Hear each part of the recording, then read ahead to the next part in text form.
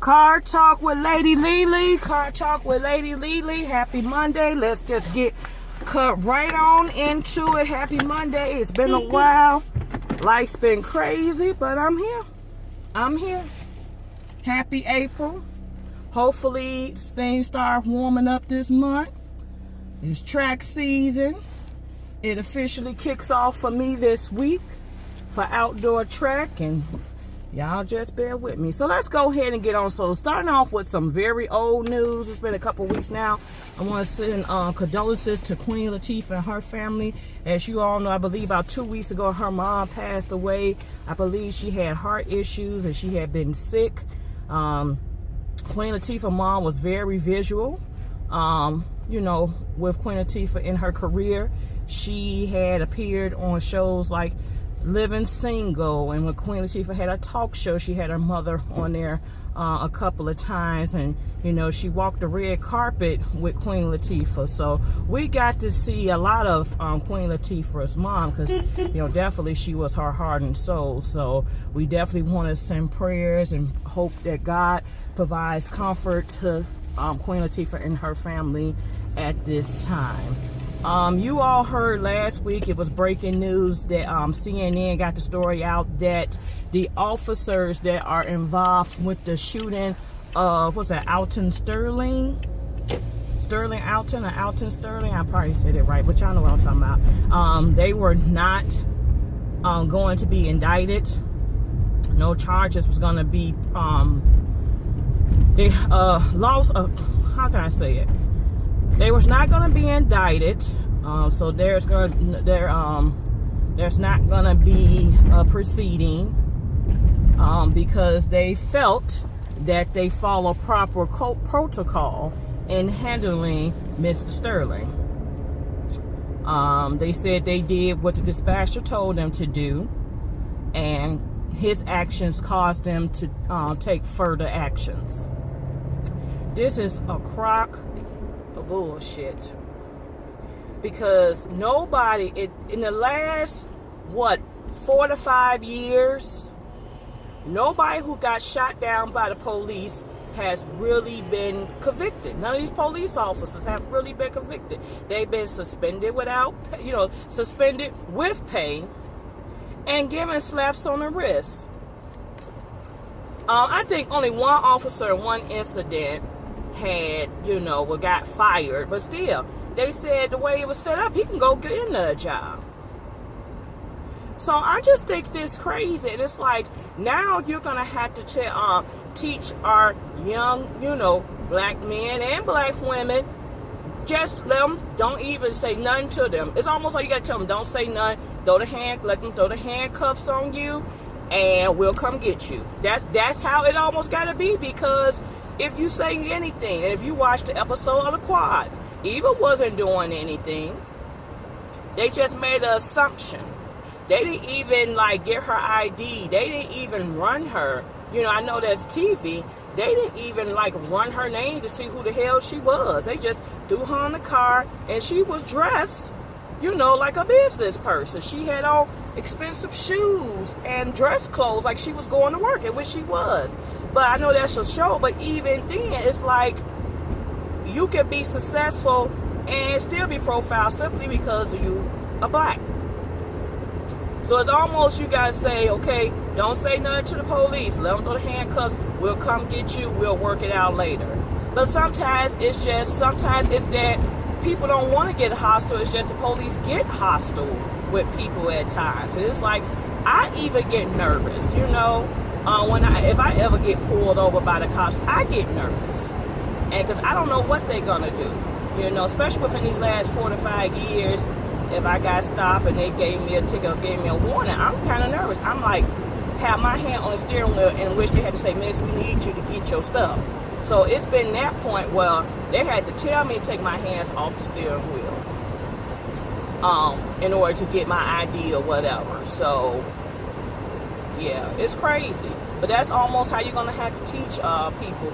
And I remember one time I was parking, and it was, a white family. They was walking in the neighborhood, and the police officer was, like stopping a way to them, and they said, say hi to the police officer. He's our friend. He protects us. And he keeps us safe. And it's just like, yeah, for them it's true. But for us, it's just like, uh-oh, watch out. You don't know what's going to happen. So, it's just crazy. So, I don't know. Will justice ever be served for these cops? Because they feel like they could just keep doing what they doing. And then the thing about it, I always hate, they always try to find wrongdoing with the person that got killed. They always, well, he was this, and he didn't have a steady job, and he was a troubled teen, or she was mental this, and it's like they always try to find something wrong so they can justify the actions, which is crazy. It is crazy. All you can do is just pray and hope and better educate the youth that's involved. Caught it. It's this damn street, y'all. Caught it. That's all you can do is just hope, for better days. That's all you can do. Moving right along to some, maybe not lighthearted stuff, but, more of these people in these entertainment industry stuff. So, you all been watching The Housewives of Atlanta, and if you watched last week's episode, you see Sheree trying to get her basement together, and apparently she's preparing, got a man cave set up for her man that's still in jail. And on the episode, she was saying that he was due to try to get out by the end of the year. So, TMZ, media, everybody trying to, bust Sheree out. Apparently, they said that Tyrone ain't scheduled to get out to 2022. I'm like, well, hell, that's another 4 years. That ain't no time soon. So, apparently what happened is he had applied to get out early. He was, I think he started sentence in 2007, and they supposed to know, it's got to be later than that. Was it 2014? And I think he's supposed to serve a 10-year sentence. So, or 2012. Because if he getting out in 2022, that means he got arrested in 2012. So he supposed to be served a 10-year sentence, and I think this was his second attempt to try to get out early. He has served, it's 2008, 6 years so far? If it's 2012, it's 2008, so it's 6 years of his term. So he was denied, and a lot of people are thinking that Sheree's dealing with this man because she might have access to the money he embezzled, because apparently he crooked some books financially, and that's how he ended up in jail. So a lot of people are thinking maybe Sheree's dealing with him because he got some money stashed together, and he funded renovation project. That's what they thinking, because he was saying, don't worry about that, we're gonna take care of this and do that. But shout out to Sheree's daughter Kelly. Kelly put it in she said, all the men in the world, and you want to date a jailbird? I said, shut up. I spit my drink out when I saw that. I spit my drink. I said, Kelly gonna keep it real. They need to put Kelly on the Housewives permanently, because she was just, Kelly's like, okay. And that's the thing, because Sheree always gave off this, I'm bougie, I'm better, and you're dealing with a jailbird. Now, it's different if y'all was in a relationship prior to the start. Yeah, he went off to jail, and you want to try and make it work. But now, boo, y'all set this up while he in jail? I don't know, but I think I would want a man that could lay next to me and come see me. Yeah. God bless her. So the media pretty much bust him and her out. He ain't due out to 2022, which I assume that's going to come up in the reunion next week as well. Next, Fabulous. Just, I always thought Fabulous was scum, but he really became scum this past weekend. So TMZ released a video Fabulous getting into it with his girlfriend, because she ain't his wife. They never got married, or fiance, whatever Emily supposed to been. And apparently he has knocked her 2 front teeth out. And their sources say this is not the first time that Fabulous have been violent towards this girl. You all met Emily the first time when she appeared on a season of Love and Hip Hop, which he would not be seen with her, which he really didn't act like he was actually, you know, proactive in the relationship. And he refused to take family photos, and there was a lot of different things that just modeled poor behavior on his behalf. So what ended up happening was that he told Emily if she got off the show, he would marry her. Well, fast forward, they still haven't got married.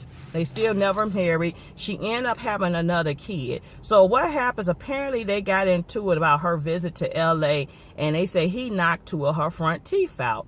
So she called her brother and her dad over to help her find the guns he had stashed in the house. No, you should have called your dad and brother so they could pack your stuff up for you to get the hell out of there. And from there, I guess Fabulous rolled up and they got into an altercation. And he pretty much told the dad and the brother, I got a bullet for you and I got a bullet for you. And you hear the kids crying in the background. And he was like, get them from the hell away from my house. And he said, the dad was like, I'm gonna be concerned. That's my daughter. And she was like, no, that's my dad that you talking to. So baby, it has been exposed. I hope she have the will to leave. I'm sorry, it's not that much money in the world that you got to stay and take abuse and humiliation. So now this video is out. What are you going to do about it? I hope she leave him, because he has done nothing but no good to her. All she got out the ordeal was kids. And I think only 2 of those kids, she got 3 kids. I think only 2 of those are hers, because I believe her oldest child is from a previous relationship. But honey, Fabulous ain't put no album out like that lately. He ain't been popping in these streets. He's trying to find his way back. So I hope she has the will to leave. But that is it. That is all. Stay tuned for more videos. Like, comment, subscribe. And I will be announcing the winner of the giveaway this week. Peace out.